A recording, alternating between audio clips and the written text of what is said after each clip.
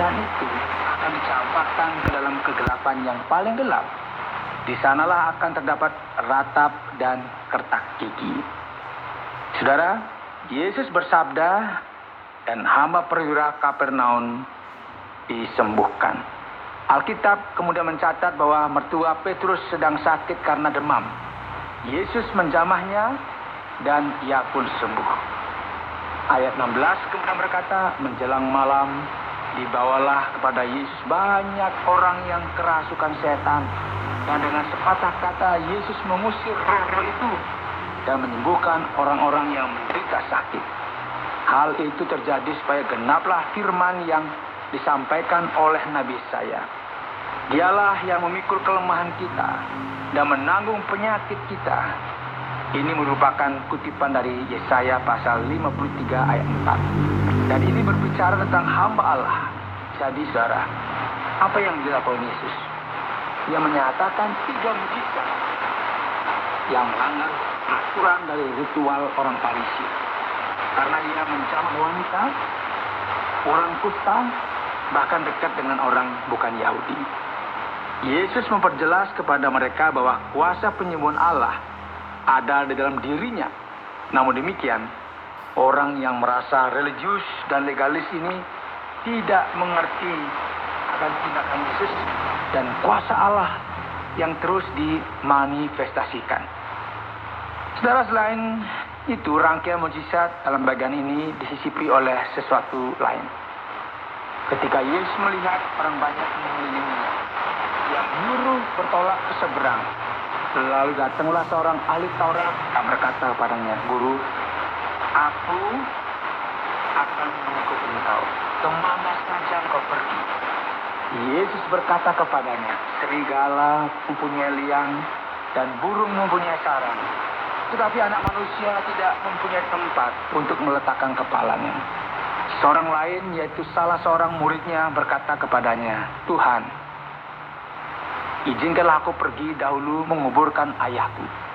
Tetapi Yesus berkata kepadanya, "Ikutlah aku dan biarlah orang-orang mati menguburkan orang-orang mati mereka." Apa yang kita lihat, saudara, yang sedang terjadi di sini? Yesus menyatakan bahwa dialah Mesias dan dialah Tuhan yang telah dinubuatkan dalam kitab Yesaya pasal 53.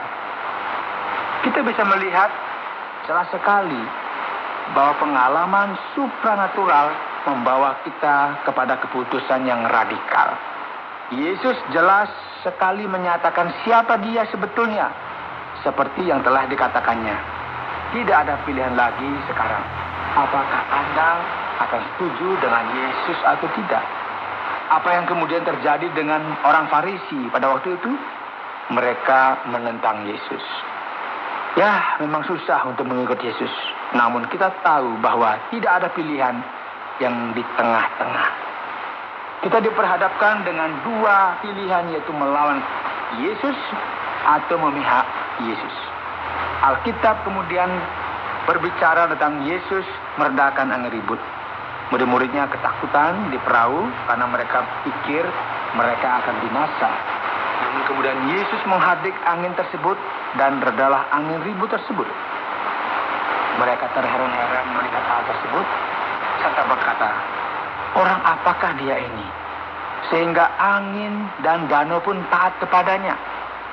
Setelah ini, Yesus menyembuhkan 2 orang yang kerasukan setan di daerah Gadara.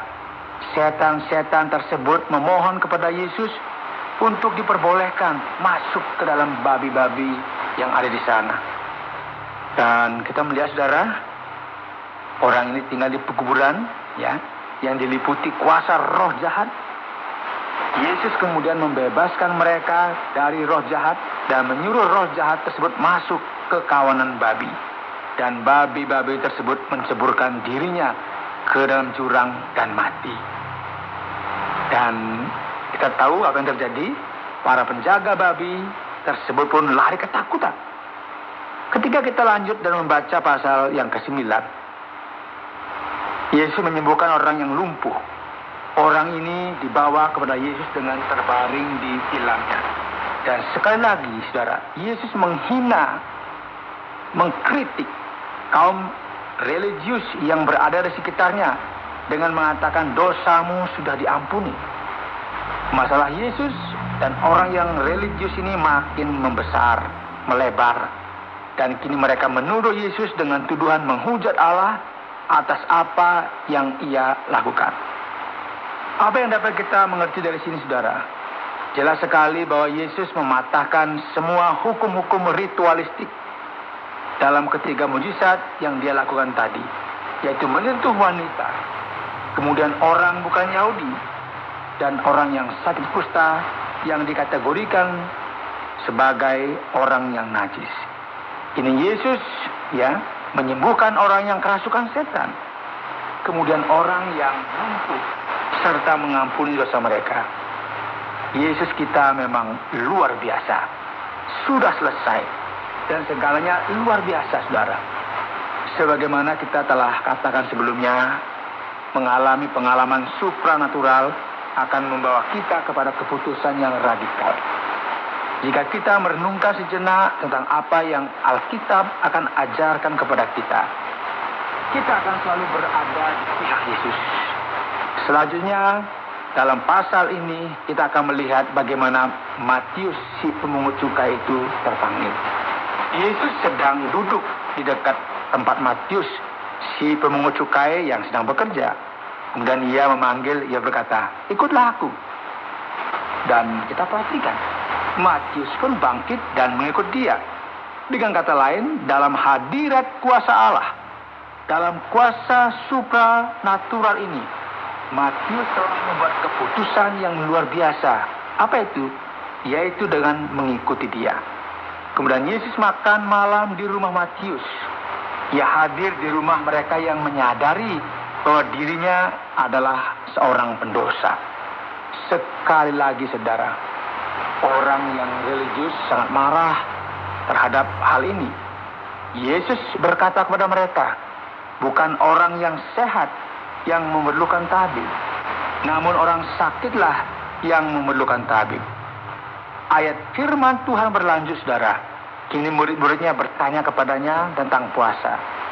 Yesus berkata, sekarang tidak masalah, karena akan tiba waktunya bahwa mereka akan berpuasa, dan tidaklah baik untuk mencampurkan hal yang baru dan hal yang lama. Tidak ada seorang pun yang menyimpan anggur baru ke dalam kantong yang lama. Jika demikian, pasti anggur tersebut akan mengoyakkannya. Tidak ada seorang pun menambahkan sarek kain baru kepada kain yang lama. Dengan kata lain, kita perlu perubahan yang radikal.